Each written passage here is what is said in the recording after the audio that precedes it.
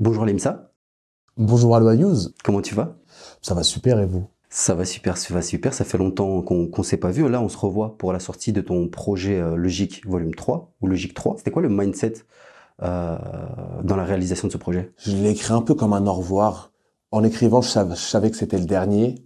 Ça a peut-être influencé aussi, ça a peut-être même orienté les morceaux. Il y a des morceaux, j'étais triste de les écrire, tu vois. Je sentais que c'était voilà la fin d'une aventure et tout, comme la fin d'une colonie, tu vois. Tu sais que c'est la dernière carte postale, voilà. C'est la fin de l'aventure. Je l'ai écrit un peu comme ça. Et je voulais aussi faire bien parce que les deux premiers avaient été bien reçus et je voulais pas du tout mal finir entre guillemets, tu vois. Est-ce qu'il y a eu un moment particulier qui a été décisif dans le fait de se dire que c'était le dernier Logique 3 et qu'après il y a un album et Limsa s'en va? Ouais, je sais pas, hein. Je sais pas s'il y a un moment décisif. Je crois juste que voilà, je regarde beaucoup de films d'horreur.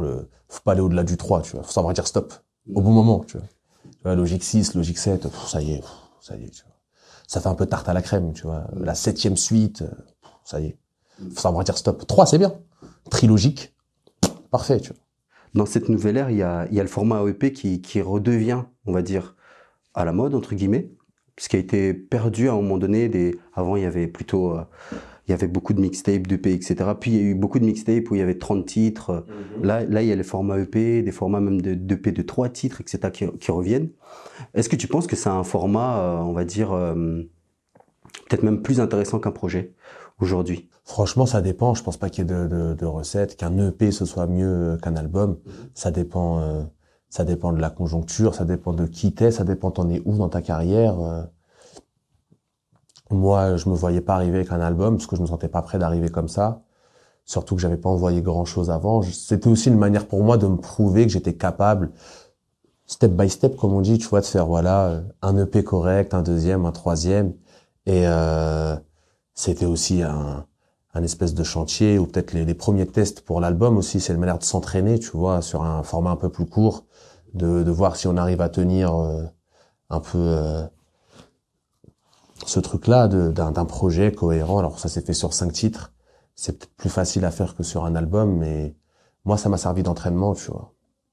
Surtout sur le troisième où j'ai tenté des trucs, où j'ai essayé de le réfléchir presque comme un mini-album avec une espèce de thématique, de fil rouge, des trucs qui se répondent, et le tout sans que ce soit quelque chose de frontal. C'est-à-dire que les gens et je pense qu'il y en a plein, qui vont pas capter les espèces de miroirs ou les trucs auxquels moi j'ai pensé, il faut pas du tout qu'ils le ressentent. C'est-à-dire que moi j'ai essayé de préparer ou de m'entraîner à faire un mini-album, et j'y ai mis des petits signes, des petits trucs, mais il faut pas du tout que, détaché de ces signes, le projet il perde de son intérêt, tu vois.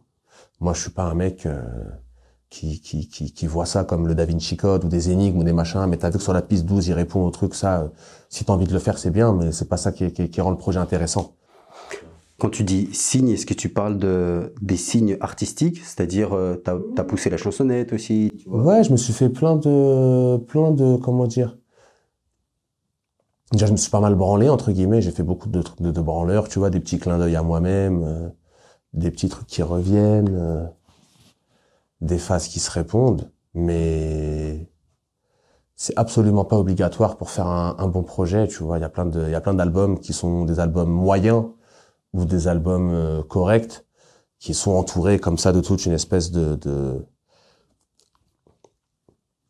trucs avec des thématiques qui sont censés revenir, des sons qu'il faut écouter à l'envers pour comprendre ce que le mec il raconte. Moi, ça me casse les yokus, ça, j'en ai rien à foutre de ça, gros. Si j'ai envie de faire une énigme, tu vois, je fais un escape game ou je sais pas quoi, tu vois, je vais pas écouter un album de musique que je dois capter en hiéroglyphe ou je sais pas quoi. Je trouve ton album, il a pas besoin de ça. Alors ça peut être une valeur ajoutée, mais un album, ça doit s'écouter en tant que tel, je pense. Et moi, j'ai pas envie que tu me demandes de faire un effort intellectuel pour comprendre toutes les subtilités de ta grande musique, tu vois. Est-ce que ta manière d'écouter de la musique, c'est intéressant ce que tu dis, c'est la réflexion n'est pas la première marche pour apprécier la musique. Quand je dis la réflexion, c'est le fait de, tu sais, d'intellectualiser. On avait un débat hier, par exemple, moi je leur disais que J. Cole ou des artistes comme ça, même si ça peut sonner comme une insulte, moi, j'ai du mal à... Moi, ça me casse les yeux. J. Cole, Kendrick Lamar, je peux pas écouter. Pourtant, c'est des mecs archi talentueux, immensément talentueux. Mais ça me casse les yeux de ouf, tu vois. Déjà, la position de Kendrick, c'est quasiment un black prophète, tu vois. Il a quasiment comme ça une espèce de volonté de mener et d'être un guide, tu vois. Et moi, c'est déjà une posture qui m'embête. Les guides, en général, c'est aux gens de les choisir, pas à eux de s'imposer. J'aime pas cette position-là, tu vois. Les gens qui se positionnent comme des espèces de prophètes ou de guides ou de leaders spirituels de toute une communauté. Tu vois, le meilleur exemple, c'est Jul. Lui, il a rien demandé, mais tout le monde se reconnaît en lui et tout le monde le voit comme le représentant des quartiers, tu vois. Tous les rappeurs qui se positionnent sans que le peuple les ait élus, ça m'embête. Et Kendrick et J. Cole, ils ont un peu comme ça, ce truc de rap intelligent. Moi, ça m'intéresse pas. Et pourtant, c'est des mecs archi talentueux, tu vois. Est-ce que toi, t'as pas ce sentiment qu'on a peut-être voulu te coller cette étiquette-là aussi? C'est-à-dire, oui, dans l'ère des top lines, il y a un mec qui arrive, qui rappe. Il y en a d'autres qui rappent. Je pense à Alpha One, etc. Mais toi, tu étais un peu, on va dire, le nouveau en termes de découverte pour les gens. Et le nouveau, c'est toujours un peu le Batefemi. Quand Batefemi Gomis fait un doublé, on dit c'est le nouveau Zidane. Tu vois ce que je veux dire? Est-ce que t'as pas eu cette étiquette, t'as pas ressenti cette étiquette de voilà, lui, il va présenter le vrai rap, il va venir avec du rap. Et quelque part, t'es un peu le prophète, je grossis les traits, mais le prophète de ce rap-là. Ouais, mais après, moi, je me positionne pas comme ça, tu vois. Je me fais pas comme ça l'apôtre du vrai rap et tout. C'est pas du tout mon propos et c'est même pas pour ça que je fais de la musique.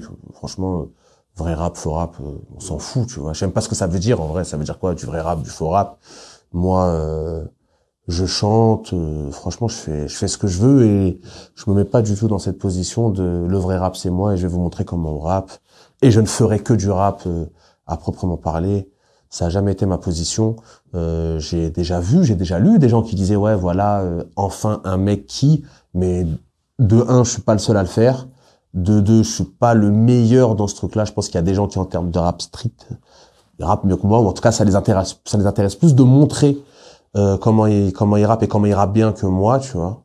Moi comment dire, mon cerveau il est formaté avec les années de musique, etc. Mon cerveau il est formaté et je serais un menteur de dire que j'ai pas un standard de technique sur lequel je peux pas faire de compromis, mais il est pas poussé à l'extrême et je m'autorise des fois à rimer un peu moins bien si j'estime que la phase elle est mieux comme ça. Je suis pas un nazi de la rime, tu vois. J'essaye de bien rimer. Quand j'en trouve une belle, je suis content, mais c'est pas ça qui régit ma musique. Il y en a, c'est ça qui régit leur musique. Faire la meilleure rime, d'avoir toujours les meilleurs placements. Moi, c'est pas comme ça que je construis un projet ou une chanson. Quand on regarde le parcours d'un artiste, il y a le parcours du rappeur que tu es, mais il y a le parcours aussi de l'être humain dans le milieu rap. C'est-à-dire que je suppose que depuis que tu as sorti les deux projets, tu as gagné plus d'argent dans le rap qu'auparavant.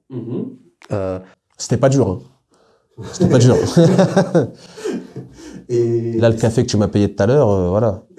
J'ai gagné, c'est déjà plus cher que ce que je gagnais avant, tu vois. Avec le succès des deux derniers projets, proportion gardée, à améliorer ta vie d'être humain. Est-ce que cette amélioration-là, dans le parcours social et dans l'augmentation de la qualité de vie a eu un impact sur ta musique? Est-ce que tu réfléchis à ça? Ouais, bien sûr, moi, ma musique et ma vie, elles sont quand même pas mal liées, tu vois. Alors, j'essaye de faire au maximum pour que Lim Sadolnay ce soit le plus proche possible de Salim Gebash. Et évidemment que ce serait malhonnête, tu vois, si demain la musique fait de moi un homme riche et millionnaire, je pourrais pas rapper la misère en bas du quartier parce que c'est plus ma vie, tu vois. Là, c'est un peu pareil. Alors, on trouve toujours de nouveaux problèmes et de nouvelles raisons d'être triste, mais évidemment que ma vie, elle est plus la même qu'à l'époque où j'ai écrit 4 décembre ou des sons encore plus vieux. Maintenant, ça offre plein de trucs aussi. J'ai grandi, j'ai mûri, j'ai vécu tout un tas de choses. Et même si c'est à petite échelle en vérité, parce que j'ai pas fait de singles de diamant ou de singles de platine, mais même si c'est à petite échelle, tu sais, juste de d'avoir réussi un truc, quoi. Dans la musique, moi, j'aurais jamais espéré, j'ai jamais misé sur la musique, tu vois. Moi, maintenant, j'en vis, mais c'est pas la réalisation d'une espérance. Ça a jamais été quelque chose que je visualisais comme étant une option dans ma vie, une option viable. Et ça m'a fait tout drôle, tout bizarre de voir, voilà, les premiers revenus qui tombent, puis les revenus qui grossissent, puis quand Logique 2 il sort, le changement de vie, tu vois. J'ai pu arrêter de travailler, j'ai pu me consacrer à la musique. Et en ce moment, c'est ça qui me fait vivre. Donc, l'être humain, évidemment, qu'il a été impacté par tout ça, parce que de même manière que les grands événements de ta vie, ils te bouleversent, ça, c'est quelque chose qui a changé ma vie. Donc, évidemment qu'il y a un avant, un après, tu vois. Il n'y a pas que le style de vie, il n'y a pas que le fait de gagner plus d'argent, il y a toutes les conséquences sur le mindset, comme tu dis, de se dire, putain, mais en vérité, je suis pas qu'une merde, je peux aussi faire des trucs bien. Il y a des gens qui vont trouver ça bien et pas que mes copains. Voilà, c'est une audience qui grandit. Mes chiffres, après, c'est comme tout, tu vois, c'est toute proportion gardée et c'est toujours à mettre en relief avec d'autres types de réussites ou d'autres types d'échecs. Mais cette réussite, à ma petite échelle, elle existe. Et surtout, même si on peut débattre des chiffres, en tout cas, l'accueil critique, il a toujours été vraiment super agréable avec moi. J'ai jamais eu des gens qui trouvaient ça ignoble. J'ai toujours eu des retours en mode ouais, ça c'est cool. Je me rappelle quand j'avais sorti Logique 1 et 2, j'avais été nommé sur plein de sites dans les meilleurs albums de l'année, alors que c'était juste des 5 titres, tu vois. Donc non, franchement, la critique, ça m'a fait du bien de recevoir des compliments. Allez, si tu veux que je fasse court. Ça m'a fait du bien. Je me suis senti belle, tu vois. Je me suis senti belle, tu vois. Est-ce que tu manquais de confiance en toi, maintenant que t'en parles? Peut-être. Après, j'ai une personnalité, j'ai un rapport complexe avec ça parce que j'ai très peu confiance en moi, mais j'ai beaucoup d'amour propre ou d'ego, comme on dit, tu vois. Je suis vraiment quelqu'un qui essaye je me suis toujours dit, si je m'aime pas, au moins je vais me respecter, tu vois. Donc j'ai toujours fait très attention à où j'allais, avec qui je me montre, avec qui je traîne, ce que j'accepte pas. Franchement, j'essaye vraiment de me tenir dans un standard d'amour propre ou de dignité entre guillemets assez élevé, mais ça rend ça complexe avec le fait que moi j'ai pas beaucoup de confiance en moi, tu vois. Je me suis jamais senti meilleur qu'un autre, plutôt l'inverse en vrai, tu vois. Ça m'a fait penser aussi aux plusieurs phases que tu lâches concernant le football. Tu sais, le fait que tu rêvais, etc. Mais il y avait ce truc et ce pseudo-manque de confiance dont je parle aussi. J'avais l'impression qu'il y avait, qu'entre les rimes, il y avait ce truc-là de purée, je rêvais trop de devenir footballeur, mais attention, je le souligne, j'étais grave éclaté. Ouais, non, moi je me suis jamais interdit de rêver, mais pour moi ça restait un rêve, tu vois. Je me suis fait plein de films dans ma tête où j'avais le maillot de l'Inter, je baisais tout à San Siro et tout, mais ça restait un rêve. Je me disais pas, je vais réussir, nanana, et en plus, il y a des miroirs chez moi et tout, c'est bon, je sais que j'aurais pas pu devenir footballeur pro, tu vois. La musique, du coup, peut-être à tort, je pensais pareil, voilà, j'ai toujours reçu de l'amour en off, de rappeurs que moi j'estime être super chaud et tout, qui me disaient, ouais, t'es trop chaud, t'as ton truc, machin, mais ça me paraissait fantaisiste, tu vois. Une grande nouvelle aussi dans ta vie, c'est que tu as déménagé. Ouais. Est-ce qu'on peut en parler de ça? Bah ouais, on peut en parler. Okay. Tu as déménagé à Bruxelles? Je croyais que t'allais me dire t'es enceinte ou quoi, genre, bien. Je savais pas. Tu as déménagé à Bruxelles. Pourquoi ce choix? Est-ce qu'il est en lien avec le rappeur que tu es? C'est ça que je veux dire aussi. Ouais, non, en vérité, Bruxelles, moi, en fait, Paris, ça commence à me rendre ouf, tu vois. Je crois que je déteste cette ville, en fait. Quand j'étais petit à la Cité et tout, ça me faisait rêver, la Tour Eiffel, tout le bazar et tout. Ça y est, en fait, là, j'y ai habité pendant 1 an et quelques. Et franchement, je l'ai mal vécu. Ça a attaqué ma santé mentale, tu vois. C'est vrai? Ouais, ce rythme de vie, ce style de vie. Moi, j'aime bien, quand je fais un truc, prendre le double de repos, tu vois. Et à Paris, c'est impossible. T'as toujours des mecs qui veulent toquer chez toi pour aller boire un truc. T'as toujours des trucs à faire. T'as ton frérot qui va faire un truc là-bas, donc tu vas aller l'accompagner. Cette vie, elle allait trop vite pour moi. Et puis les gens, ils sont désagréables, tu vois. Gros, sur Paname, même les Claudins, on dirait qu'ils ont des trucs importants à faire. Tout le monde marche comme ça, tête haute. Il y a que les fous qui se disent bonjour. Non, franchement, moi, cette vie, elle m'allait pas. Bruxelles, c'est tout tranquille, tu vois. Ça reste une grande ville parce que moi, je peux pas vivre à la campagne. Ça me rendrait ouf, tu vois. Je deviendrais dingo. Mais voilà, c'est une grande ville, les gens ils sont agréables, ça va moins vite, ça me va parfaitement. Moi, ce que j'aurais kiffé, c'est Genève, mais je suis pas assez riche. Peut-être Logique 12 ou quoi, ça pourra. Ah, donc t'arrêtes pas les logiques. Non, bon, je sais pas, si je dois faire des Logique 12 pour aller à Genève, je le fais, je relance la machine. Je relance la machine. Et j'ai l'impression qu'il y a des fondements d'un certain rap qui sont prégnantes à Bruxelles, qu'elles ne le sont moins à Le Paris. second Peut-être que degré, c'est beaucoup plus grand. le second degré. Vos rappeurs, ils ont du second degré. À Paris, c'est un peu moins vrai, tu vois. Moi, j'ai l'impression que, moi, souvent, on me dit, ouais, t'es le plus belge des rappeurs français ou l'inverse, juste parce que j'arrive à rire, tu vois, de ce que je dis et tout.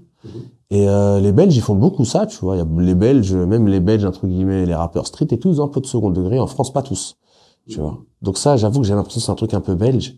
Sinon, je sais pas, hein, tu sais, tout le monde s'influence tellement qu'en vérité, gros, ça devient de plus en plus d'avoir des vraies identités sur le Peura, tu vois. Vas-y, le rap marseillais, ça a son identité.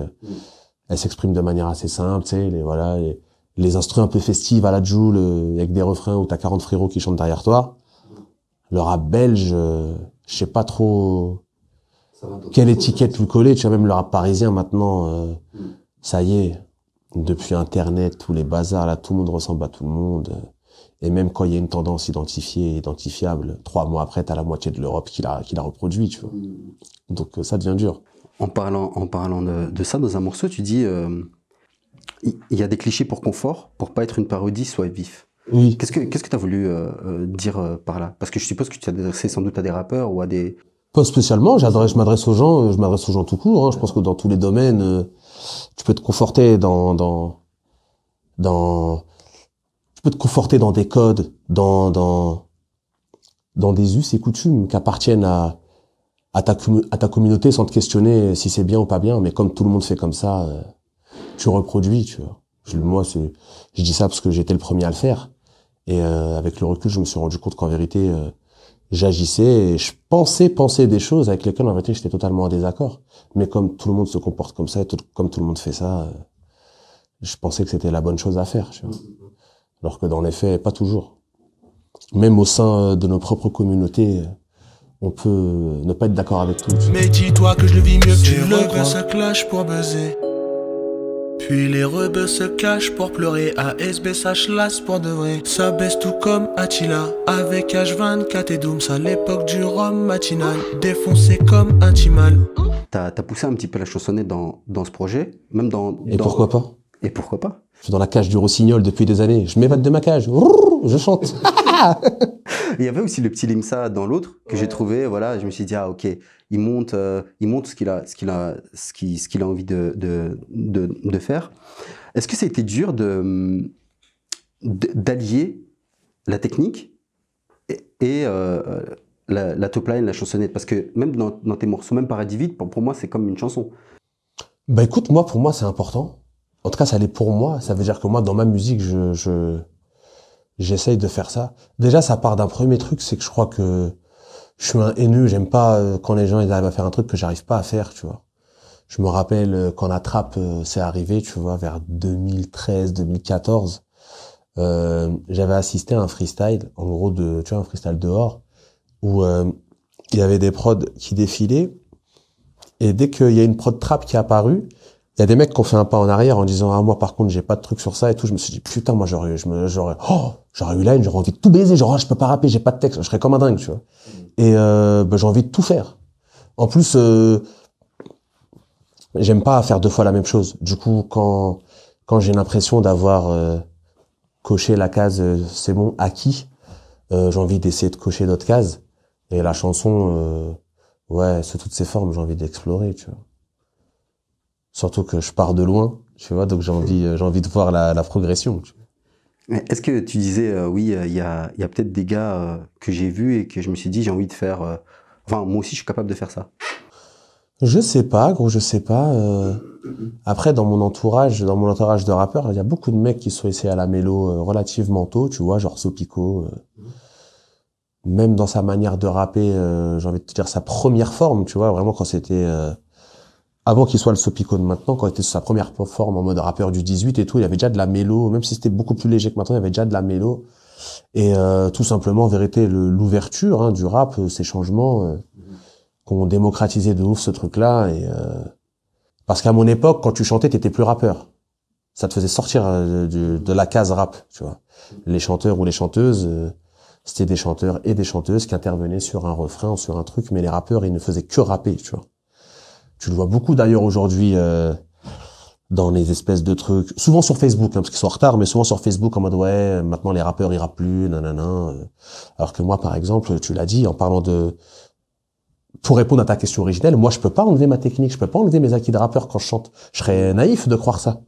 J'ai construit toute ma musique comme ça, tu vois. Comme La Lune, même Black Room, gros, c'est des couplets de rap, tu vois. Je vais même te dire un truc comme La Lune. C'est un essai que j'avais fait. Comme La Lune, c'est exactement le même flow, les mêmes placements que le couplet que j'ai posé avec l'Esram dans la Grunt. Dans la Grunt, avec l'Esram, je crois, mon couplet, c'est je sais pas si nanana, si je vais regretter, si je verrai l'hiver, si je verrai l'été. Et ben là, c'est pareil. Aveuglé par la passion et les mois, c'est le même placement, même flow, tout est pareil. Je me suis dit, c'est gaulerie, je vais le transformer en chanson. Parce que quand cette prod, elle est arrivée, en fait, le truc, c'est quand cette prod, elle est arrivée, même la prod de Black Room, à la base, je voulais rapper dessus, tu sais, en mode rap new-yorkais sur une boucle de piano, nanana et tout. Un peu comme Griselda, ça revient à la mode. Et je me suis dit, allez, ça casse les couilles. J'ai envie d'essayer, je me sens fou, là, j'ai envie d'essayer un truc. Et je me suis dit, c'est gaulerie, je vais voir si un couplet rappé, un peu vocodé, un peu espacé, ça peut rentrer. Et quand les gens écoutent Comme la Lune, ils me parlent d'une chanson, alors que c'est des couplets de rap, gros. Si je le rappe, si demain il y a je sais pas, un Planet Rap, une connerie, je peux rapper le couplet de Comme la Lune sur une prod boom bap et tout le monde va me dire, waouh, c'est un couplet de New-Yorkais. Et tu vois, tu fais ce que t'en veux. Et en vérité, moi, je peux pas sortir de ces trucs-là. J'ai écrit 10 ans de couplets de rap. Tu vois, même quand je fais un morceau comme Black Room, gros, c'est pas finir au star, Vladimir Cauchemar, c'est des rimes en 5 syllabes, c'est des placements de trucs, c'est comme ça que je chante. Je peux rien y faire. J'aimerais bien, moi, devenir le nouveau Kenji Girac, tout reformater, tout recommencer à zéro, tu vois. Mais je peux pas. Mais tu peux en faire des chansons, tu vois. Tu peux en faire des chansons, c'est ta science. Moi, c'est ma science. Ma science, elle est comme ça. Mes couplets de rap, ils sont peut-être un peu influencés par les autres types musicaux que j'écoute. J'essaye de mettre un peu moins de mots, j'essaye d'espacer. Et peut-être que mes couplets de chansons, ils sont très, très influencés par mes acquis de rappeur, parce que je peux rien y faire, tu vois. Et je voulais savoir, concernant Black Room, Oui. est-ce que c'est toi qui a fait les voix, genre « Come on, give it to me ». Ouais, c'est moi. J'adore, ça me fait rigoler. Quand j'ai fait ce morceau, j'écoute beaucoup de soul, tu vois. Okay. J'écoute beaucoup de soul, et ce morceau, je l'ai écrit vraiment en taf pour une émission pour Radio Nova. Et voilà, les gens, ils m'ont dit, ouais, faut qu'il soit sur le J-Pro, nanana. Donc, je me suis dit, je vais le mettre dans le J-Pro, mais comment je vais le faire, tu vois? J'avais jamais fait de morceau de ce type. Et du coup, les morceaux que j'avais déjà dans ma playlist que j'écoutais, de soul, je les écoutais, mais qu'une oreille en mode, j'essaie de capter un peu les codes et tout, machin. Et j'ai capté que tu peux rien y faire dans tous les morceaux, il y a des choristes. Il y a des nanas qui chantent. Ça, c'est obligatoire. Si tu le fais pas, t'es dans autre chose. Tu vois? Donc, je me suis dit, bah, moi aussi, tu vois, moi aussi, j'ai envie de faire comme eux. Et du coup, j'ai dégainé la jeune Nancy Khadra, tu vois, une chanteuse norvégienne algérienne qui habite à Bruxelles. Ouais, la petite annonce, elle est folle, hein. Cherche chanteuse norvégienne algérienne, non, je t'arraque. Et voilà, du coup, je lui ai fait faire des chœurs. Et il y a aussi beaucoup de, tu vois, ça c'est vraiment en mode Barry White, tu vois. Barry White, il adore faire des voix comme ça. Come on, give it to me. Du coup, je me suis dit, allez hop, pareil. Et le Don't Lie to Me and I Won't Lie to You, je trouvais ça très drôle. Parce que j'adore me divertir, tu vois. Et voilà, j'ai mis ça à la fin du morceau. Je trouvais ça drôle, tu vois. Tu t'as posé ces voix avec une salopette torse nu ou... Non. Franchement, j'adore enregistrer torse nu, tu vois, parce que je me sens plus libre. En plus, maintenant, j'enregistre chez moi, donc même torse nu, je suis gentil, ça dépend de l'heure. Mais non, ouais. Petite bougie, ça éteint les lumières, faut se mettre dans l'ambiance, gros. La musique, c'est un contexte. C'est comme un film d'horreur, tu vois. Si tu regardes un film d'horreur à 14h avec 4 frérots, t'auras pas peur. Si tu le regardes tout seul chez toi dans le noir, tu vas le vivre. Bah là, c'est pareil, tu vois. Comme en plus, je suis pas un très bon interprète, je crois. En tout cas, moi, la cabine, c'est pas quelque chose avec lequel, maintenant, ça y est, mais pendant longtemps, j'ai été mal à l'aise avec la cabine. J'étais un mec qui rappe dehors, la scène, les freestyles, j'adorais, mais la cabine, j'ai mis du temps à apprivoiser cet outil. Je captais que je perdais un truc quand j'étais devant le micro, qui est un truc de naturel, en vrai, de spontanéité, de voilà, c'est pas pareil de rapper devant les gens. Et en plus, c'est pas la même motivation. Quand tu rappes devant les gens, tu sens une énergie. Et moi, à chaque freestyle, je le ressens. Je leur dis, j'ai toujours l'impression que je me transforme, tu vois. Qu'il y a un truc d'adrénaline comme ça que j'arrive pas à expliquer, mais qui fait que je me transforme, tu vois. Je sais pas, je ressens un truc et j'essaie de, il y a même un truc un peu comme ça, tu vois, un peu Mystique. d'emprise, un peu. T'as l'impression que t'as un contrôle sur le truc quand il y a des freestyles qui se passent bien, entre guillemets. Des fois, tu sens, tu vois. Dans la cabine, gros, il se passe rien du tout. T'es là comme un dingo, tu rappes ton truc. Bon, en plus, moi, je m'enregistre tout seul comme un dingo. Et avec le temps, et voilà, tu vois, depuis que j'ai mon home studio, du coup, je peux me permettre d'essayer des queutrus. Et ça m'a libéré. Et maintenant, ça va, je suis à l'aise. Mais pendant longtemps, c'était un exercice où je perdais. Même les tout débuts, je me rappelle, on me disait, ouais, ton morceau, je l'écoutais, mais je préférais quand tu le freestylais, tu vois. C'était les critiques du début, ça. Où tu sens que dans ton art, t'as peut-être plus travaillé ou plus d'expérience sur un truc que sur l'autre. Et il fallait absolument que je rattrape ce retard, quoi. Il y a une phase où tu dis, on se dit que jamais on ira chez le psy. Il y a, je crois que c'est dans le logique 1. Toi, tu dis, ils parlent plus chez les putes que chez les psys. Ils savent pas éduquer eux-mêmes. Ils veulent éduquer des putes, etc. Ce truc du psy, tout à l'heure, tu disais, voilà, et je me réponds de temps en temps, ou bien il y a une continuité d'une idée. Est-ce que cette phase-là, c'est un peu la continuité de l'idée que tu avais développée, en tout cas en une phase dans le premier projet? De ouf. Ouais, ça s'inscrit dans le même truc, tu vois. C'est ce rapport à la psychothérapie, au psy, au monde médical et tout, tu vois. Les dentistes, c'est des bouchers. Les psys, c'est pour les dingos, tu vois. Il y a un peu ce truc-là, tu vois, au quartier. Le docteur, bon, c'est le mec qui t'arrange les dispenses de PS et les arrêts de travail. Il y a un rapport au corps médical et encore pire quand ça touche au psychique, tu vois. Il y a un rapport spécial.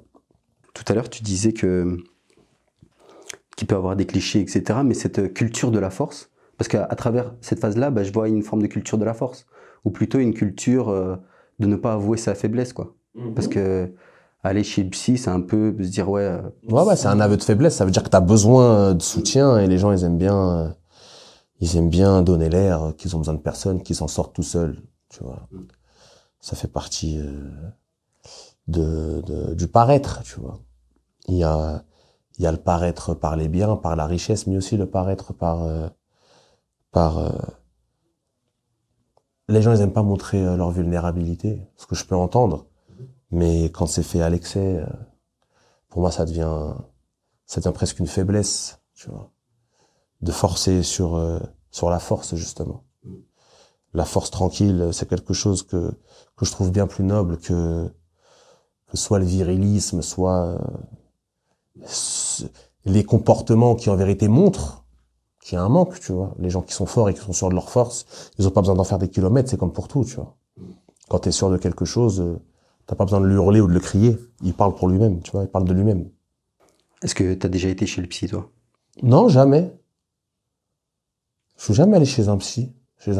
D'accord. Après, vu le temps que je passe à réfléchir sur moi-même, à essayer de devenir une meilleure personne, je trouve ça économique, tu vois. Ah ouais? Ouais, c'est beaucoup plus économique, tu vois. C'est combien la séance? 60 balles. Quelle idée. Ah non, je serais bien dans ma tête, mais je serais pauvre. Mais non, c'est mort. non, c'est mort. Mais comment tu fais, du coup, là, tu dis, ouais, je sais pas, t'imagines bien que c'est difficile de s'auto-diagnostiquer, de s'auto-soigner. Je suis mon propre cobaye, je suis mon propre chercheur, tu vois.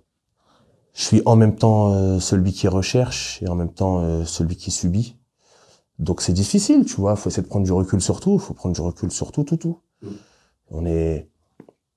Parce qu'au final, ce monde, il existe que dans ma tête, tu vois. Qui suis-je? C'est que dans ma tête, il y a que moi qui peut trouver des espèces d'axes pour m'améliorer.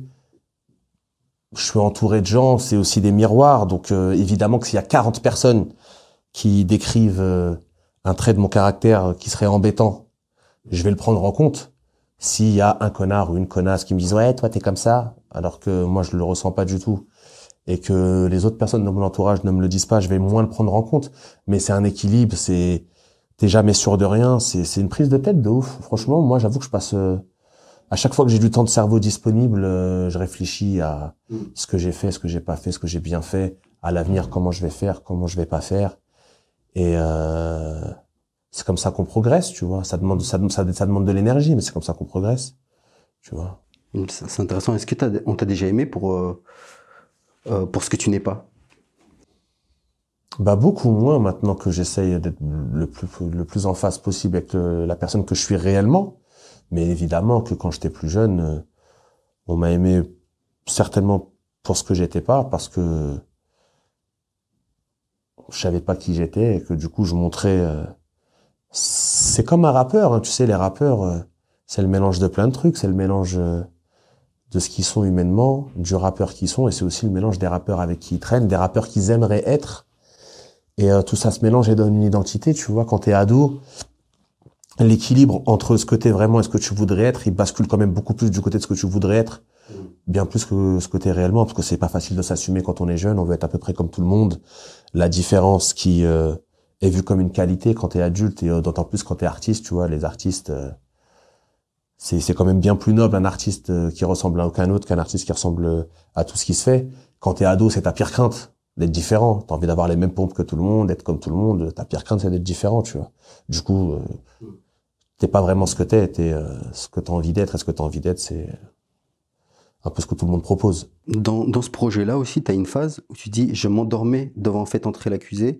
Maintenant, je peux plus faire de nuit complète quand j'ai pas piave, quand j'ai pas fumé. Ouais. Cette phase-là, j'aimerais la lier au fait que tu arrêtes au rap, tu veuilles arrêter le rap après ton premier album. Déjà, pourquoi est-ce que tu veux arrêter le rap, et on reviendra sur cette phase par rapport. Parce que j'en sens de la lassitude, franchement, j'en sens de la lassitude. C'est pas... Moi, je kiffe le rap, et je dis pas que je vais arrêter de rapper, peut-être que je ferai des chansons pour d'autres personnes et tout, mais Limsa Dolnay en tant que tel, ça y est, j'ai l'impression que j'aurais bientôt dit ce que j'avais à dire, que je vais vite devenir inintéressant, et qu'il faudra que je fasse autre chose, tu vois.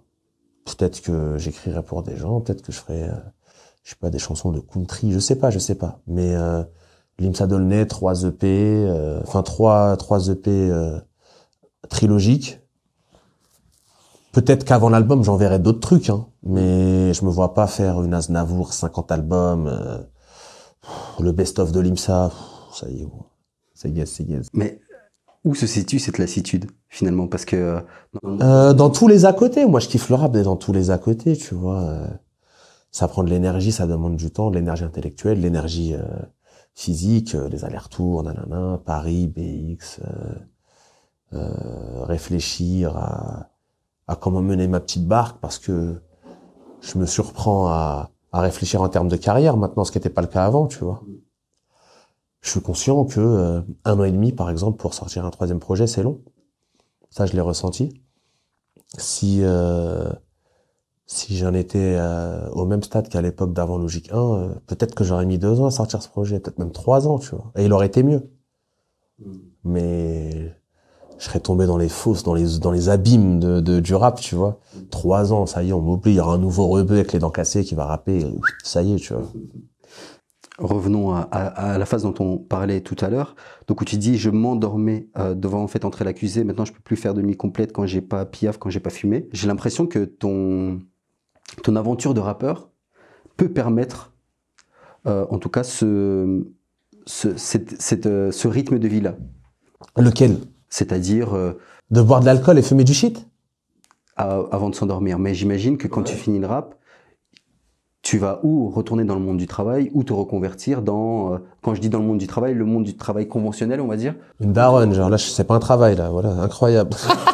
Une daronne, c'est pas un vrai travail, ça. Écoute, tout est possible, mec, hein, franchement, je me répète, ça veut pas dire que je vais arrêter la musique, je pense que je vais arrêter Limsa Dolnay. Et ouais, franchement, c'est un rythme de vie... Par exemple, depuis que j'habite à Bruxelles, je pense même depuis cet été. En vérité, cet été, j'ai écrit le morceau Comme la Lune, tu vois. Et je voulais que ce soit aussi comme ça que le projet se ponctue, tu vois. Faut que j'arrête le rhum, j'arrête le bédo, il faut que je recommence à me lever tôt, tu vois. Et ce morceau, il a eu comme une espèce de magie sur WAM, c'est que je me suis réveillé tôt, direct. Quand j'ai fait ce morceau, je me rappelle, j'ai terminé de l'écrire à 7. Et j'étais chez L'Homme Pâle, je lui rappais ce morceau, tu vois. Et je sais que le lendemain, je me suis fait réveiller par le soleil et tout, tu vois, et ça m'a mis à un rythme de vie où à 9h, j'étais comme un dingo, tu vois, ce qui était pas du tout mon rythme d'avant. Et jusqu'à présent, franchement, je me réveille grave tôt, tu vois. La piave, vu qu'en vérité, il y a beaucoup moins de raisons et d'événements, tu vois. Moi, je suis pas un mec qui boit chez moi tout seul. C'est vraiment quand il y a des occasions. Le truc, c'est qu'à Paname, il y avait tous les jours des occasions, tu vois. Et que je traînais avec des mecs qui, eux, avaient pas besoin d'occasion. Du coup, j'ai capté avec le recul que je le vivais pas si bien que ça, tu vois. Même si c'était la fête, on rigolait. En vérité, j'avais pas besoin de ça et je me sens beaucoup mieux sans. Et là, j'ai un style de vie beaucoup plus sain, tu vois. Alors, je m'interdis rien, j'adore me divertir, tu vois. Mais non, franchement, je suis grave dans un rythme qui ressemble beaucoup plus, par exemple, à un rythme de vie d'un mec qui bosse, tu vois. Ok. Je me réveille à 8h30, 9h, réveil naturel, pas besoin de réveil. Je me réveille, tac, je bois 2-3 cafés, je réponds à mes mails. Bon, il y en a qui je réponds pas. Et puis voilà, la journée démarre, tu vois. Si j'ai rien à faire, je vais aller allumer les machines, je vais voir si j'ai des petites idées. Je vais aller casser les yeux à 2-3 frérots. Ouais, t'as pas des prods en ce moment, ça dit quoi et tout? Ah, en fait, celle-là, je l'utilise pas, mais si t'as des nouvelles, vas-y. Putain, des trucs comme ça, je déteste faire ça. Et puis voilà. Non, franchement, je suis dans un rythme de vie cool, là. Je me sens mieux, je me sens bien. Pour revenir à ta question, ouais, je déteste le moment du coucher, tu vois. Ok. Je déteste le moment du coucher. Bah, c'est le pire moment, par exemple. Voilà, je suis dans mon lit, donc j'ai que, tu fais le bilan de ta journée, tu fais le bilan de tes actions, tu réfléchis, etc. Et c'est vraiment un moment, ouais, moi, c'est un moment, je déteste ce moment. C'est pour ça que je déteste dormir seul. Quand je suis avec quelqu'un, de préférence de genre féminin, je m'endors direct. Un fait entrer l'accusé, un doudou humain, ça y est, je m'endors. Mais tout seul, c'est l'angoisse. J'arrive pas. Je m'endors quand je suis épuisé, quoi, tu vois. Au bout du 36e meurtre, tu vois, je m'endors, mais sinon, c'est pas évident. La madame Limsa Dolnay, elle est où? Ouais. Elle dort, là. Non, je rigole. Elle est à Bruxelles, Ok. Bah ouais. Après, j'allais venir ici sans nana, quoi. T'es un ouf. Il voulait me lâcher dans la jungle, comme ça, célibataire. Non, il me faut un compagnon. Il me faut un compagnon de route. C'est quand même la meilleure compagnie. Est-ce que tu as quelque chose à rajouter? Ça manque de champagne ici. Non, j'ai rien à rajouter, gros. Tout est cool. Logique 3 est sorti. Je suis grave content des retours. Maintenant, il va falloir le défendre, comme on dit. Il va falloir faire des belles chansons pour la suite. Franchement, c'est un beau chantier qui m'attend, là. Je me sens fou en ce moment, mec. C'est vrai? Ça me fait pas peur, mais je vais y aller. J'espère que je vais faire un bel album. Il y a d'autres, il y a des surprises. Il y aura des surprises. Ah ouais? Ah ouais, il y aura des surprises. Je vous ai pas dit. Mais là, c'est trop tard, fin de l'interview. Non, c'est pas Oh là là. À la 93e minute, il veut, c'est fini, la fin du match. On se dans les Eh, ouais, c'est la Coupe d'Afrique, là, ça me met des 15 minutes d'arrêt de jeu. C'est fini, gros. Mais non, il y aura des surprises. Des feats, qu'est-ce que t'entends par surprise? Parce que j'ai des bruits de couloir qui disent que t'as fité encore avec des... Mais on n'est pas dans un couloir, là. On n'est pas dans le couloir. Non, il y a des surprises qui vont arriver, il y a des surprises, tout est cool, là. Tout est cool. Je réfléchis à la suite. Je pense qu'avant l'album, je vais envoyer un petit bazar, là, j'ai ma petite idée, comme on dit chez vous, tu vois. J'ai ma petite idée. Et même avec la Belgique, il va y avoir des connexions, là. Je vous adore. Là, j'adore les Belges, j'aurais dû être belge. En fait, Holness aurait dû être en Belgique, ça aurait été trop stylé. Est-ce qu'aujourd'hui tu parles de possession comme nous? Je sais pas, oui et non. Ouais. Ça me fait plus, non, je sais pas. Moi, Barcelone, ça me casse les couilles, tu vois. Tu vois, 80% de possession, ça se fait des passes, ça me casse les yoku. J'aime bien que ce soit, moi je suis agité, faut que ça aille vite. Mais tu peux faire du beau jeu en jouant vite.